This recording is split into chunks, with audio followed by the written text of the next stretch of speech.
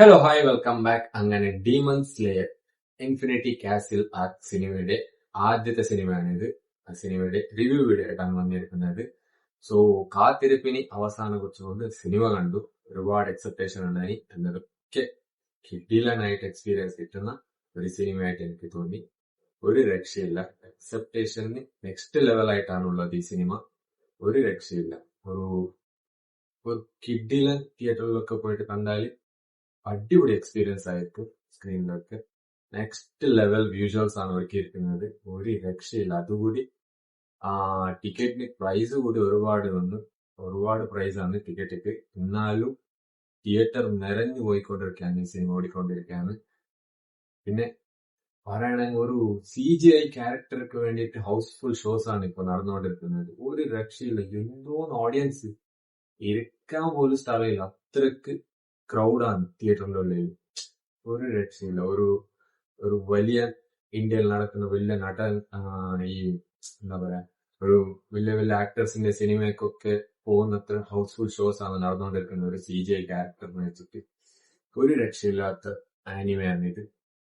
എനിക്ക് ഭയങ്കരമായിട്ട് ഇഷ്ടപ്പെട്ടു. ഞാൻ കണ്ട മുതൽ എനിക്ക് ഇഷ്ടപ്പെട്ട ഒരു ആനിമയാണ് ഡീമൺ സ്ലേയർ. ഒരു രക്ഷയില്ല. അതിന്റെ അവസാനത്തെ 3 സിനിമയിൽ ആദ്യത്തെ സിനിമയാണ് ഇത് വന്നത്. ഡീമൺ സ്ലേയർ ഇൻഫിനിറ്റി കാസിൽ ആർക്കിന്റെ ആദ്യത്തെ cinema. From the beginning till the end. ഒരു രക്ഷയില്ല. 2.5 മണിക്കൂറുണ്ട്. ഒരു രക്ഷയില്ല. ഗംഭീരമായിട്ട് എടുത്തിട്ടുണ്ട്. നന്നായിട്ട് ഇഷ്ടപ്പെട്ടു. പിന്നെ ആ സിനിമയുടെ തുടക്കം മുതൽ കാസിൽ ആർക്കിനുള്ളിൽ നടക്കുന്ന ഈച്ച് ആൻഡ് എവറിത്തിങ് ഫൈറ്റ്സ് ഒക്കെ ഒരു രക്ഷയില്ല. അതായത് പിന്നെ പറയാനൊന്നും വാക്കില്ല ഈ സിനിമയെ കുറിച്ചിട്ട്. അതായത് ഒരു എമോഷണൽ ഉണ്ട്, പിന്നെ ആക്ഷൻ ഉണ്ട്, back stories etcetera etcetera etcetera. ഒരു രക്ഷയില്ല. ഗംഭീര സിനിമ എന്ന് വെച്ചാൽ ഗംഭീര സിനിമയാണിത്. ഒന്നും പറയാനില്ല. അതായത് ഈ ആനിമെ സീരീസ് ഒക്കെ കാണാൻ ഇൻട്രസ്റ്റ് ഉള്ളവർ കണ്ടാൽ മതി. ഇല്ലാത്തവർ തുടങ്ങാൻ ഇൻട്രസ്റ്റ് ഉള്ളവർ പെട്ടെന്ന് തുടങ്ങിയിട്ട് ഈ സിനിമ കാണാൻ ട്രൈ ചെയ്യാം. ഒരു രക്ഷയില്ലാത്ത എക്സ്പീരിയൻസ് ആണ്. ഇതിക്ക് ടിക്കറ്റ് ഒക്കെ ഉണ്ടാവും, സീറ്റ്സ് ഒക്കെ ഒരുപാടുണ്ടാവും. പക്ഷെ സീറ്റ്സേ ഇല്ല. അത്രക്കും ആൾക്ക് ക്രൗഡാണ് തിയേറ്ററിൽ ഈ സിനിമ കാണാൻ വേണ്ടിയിട്ട്. പിന്നെ ഈ സിനിമയ്ക്ക് ഒരുക്കിയിരിക്കുന്ന visual quality top notch visual quality വേണം പറയാൻ.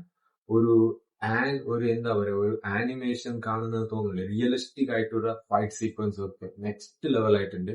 ഫൈറ്റ് സീക്വൻസ് ഒക്കെ ഒരു വിഷ്വാലിറ്റി പറഞ്ഞ ടോപ്പ് നോച്ച് വിഷ്വൽസ് ആണ് ഒരുക്കിയിരിക്കുന്നത്. അതായത് പിന്നെ ക്യാരക്ടേഴ്സിനോട് പറയണമെന്ന് നമ്മുടെ ഫേവറേറ്റ് ക്യാരക്ടർ, എനിക്ക് എന്റെ പേഴ്സണൽ ഫേവറേറ്റ് ആണ് സെനിസു. ഒരു രക്ഷയില്ല. എനിക്ക് ഭയങ്കര ഇഷ്ടമാണ് സെനിസു. മുമ്പ് തന്നെ സെനിസു, ഫുള്ള സെനിസു അല്ല. സെനിസിന്റെ വേറെ ലെവൽ ക്യാരക്ടറാണ് ഇപ്പൊ നീ കാണാൻ പോകുന്നത്. അതൊരു രക്ഷയില്ല. ആ ഒരു വെനിസിന് എൻട്രി തൊട്ടുമ്പോൾ നമ്മുടെ ഇന്ത്യൻ ഈ നോർമൽ സിനിമാസിലൊക്കെ കാണുമ്പോൾ ഒരു ക്യാമിയോസ് വരുമ്പോഴുള്ള ഒരു ക്ലാപ്സ് അടി ഒക്കെ കാണുന്നത് അതിന് വേറെ ലെവൽ വൈബായിരുന്നു തിയേറ്ററിൽ. ഒരു വെനിസിന് എൻട്രി കാണുമ്പോൾ. പിന്നെ ഇനോസ്കെ ഒരു രക്ഷയില്ല. അടിപൊളി. ഇനോസ്കെ പിന്നെ ആഞ്ചിറോ ഇവരൊക്കെ ഒരു രക്ഷയില്ല. കിട്ടിയ ക്യാരക്ടേഴ്സ് ആണ്. ഈച്ച് ക്യാരക്ടേഴ്സ് ഓരോരോ ഡെപ്ത് ഉണ്ട്. അത് നെക്സ്റ്റ് മൂവീസിലായിരിക്കും. പിന്നെ കാണാത്തവർക്കും സ്റ്റാർട്ടിങ് തൊട്ട് സീസൺ കണ്ടാലേ മനസ്സിലാവും ഈ ഡീമൺ സ്ലേയർ എന്നാ പറഞ്ഞിട്ട്. പിന്നെ കണ്ടോളൂ ഗൈസ്, കണ്ടാലേ മനസ്സിലാവും ആനിമ എന്നാ പറഞ്ഞിട്ട്. പിന്നെ ഈ സിനിമയ്ക്ക് ഒരുക്കിയിരിക്കുന്ന സൗണ്ട് ഡിസൈൻസ് ആയാലും ഒരു രക്ഷയില്ല. ഈച്ച് ആൻഡ് എവറിത്തിങ് സൗണ്ട്സ്, ഒരു മൈന്യൂട്ട് ആയിട്ടുള്ള സൗണ്ട്സ് കൂടി ഒരു നന്നായിട്ട് റെക്ടിഫൈ ചെയ്തിട്ട് ഉണ്ടാക്കിയിട്ടുണ്ട്. അതൊക്കെ കിടിലനായിട്ടുണ്ടായി. ഒരു എന്താ പറയാ ഒരു ചെറിയതായിട്ടുള്ള സൗണ്ട്സ് ഒക്കെ നന്നായിട്ട് കൊടുത്തിട്ടുണ്ട്. ആ ഒരു ഇമ്പാക്ട് കിട്ടുന്ന പോലെ ഒരു ക്വാളിറ്റിയിൽ ഒരു കുറവ് ഒന്നും വന്നിട്ട് ഒരു കിടിലനായിട്ട്. അക്കാസാന്റെ എൻട്രി ഒക്കെ ഒരു രക്ഷയില്ല മോനെ. അത് എൻട്രി തന്നെ. ഫൈറ്റ് സീക്വൻസിനെ കുറിച്ചിട്ടാണ്. ഫൈറ്റ് ആ എടുത്തിരിക്കുന്ന ആനിമേഷൻ ചെയ്തിരിക്കുന്നതായാലും ആ ഒരു സീൻ എടുത്തിരിക്കുന്ന രീതിയൊക്കെ ഒരു രക്ഷയില്ല എന്ന് പറഞ്ഞാൽ നെക്സ്റ്റ് ലെവൽ ആയിട്ടുണ്ട്. അത് എന്താന്ന് വെച്ചാൽ ഇതിന് തൊട്ടു മുമ്പ് ഇറങ്ങിയ ഹാഷിറ ട്രെയിനിങ് ആർക്കിൽ അതില് ട്രെയിനിങ് ആയിരുന്നു. പക്ഷെ അവസാനം എല്ലാം കൊണ്ടിട്ട് ഒരു ഓഡിയൻസിന് ഒരു ഹൈപ്പ് എപ്പിസോഡ് ഉണ്ടായിരുന്നു അവസാനത്ത്. അതൊരു കിടിലനായിരുന്നു. ആ ഒരു എപ്പിസോഡിൽ ഒരു രക്ഷയില്ലാത്ത ആക്ഷൻ സീക്വൻസ് ഒക്കെ ആയിരുന്നു. ആ വിഷ്വൽ ക്വാളിറ്റി നെക്സ്റ്റ് ലെവലായി. അതായത് ഈ സിനിമ വേണമെങ്കിൽ ഒരു IMAX-ലോ 4DX-ലോ ഒക്കെ കാണാൻ കിടിലൻ എക്സ്പീരിയൻസ് ആയിരിക്കും.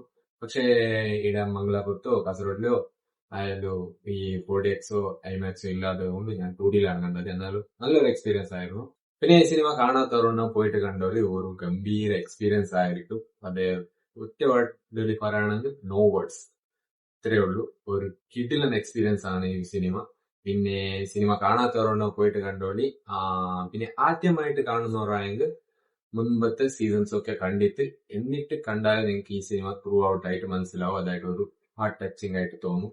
ഇല്ലെങ്കിൽ ഒന്നും മനസ്സിലാവില്ല എന്ന് പറഞ്ഞുകൊണ്ട് അടുത്ത വീഡിയോയിൽ കിട്ടാം. പിന്നെ ചാനൽ സബ്സ്ക്രൈബ് ചെയ്തിട്ട് സൈഡിലുള്ള ബെൽ ബട്ടൺ പ്രസ് ആക്കി. അപ്പൊ അടുത്ത വീഡിയോയിൽ കിട്ടാം. ബൈ.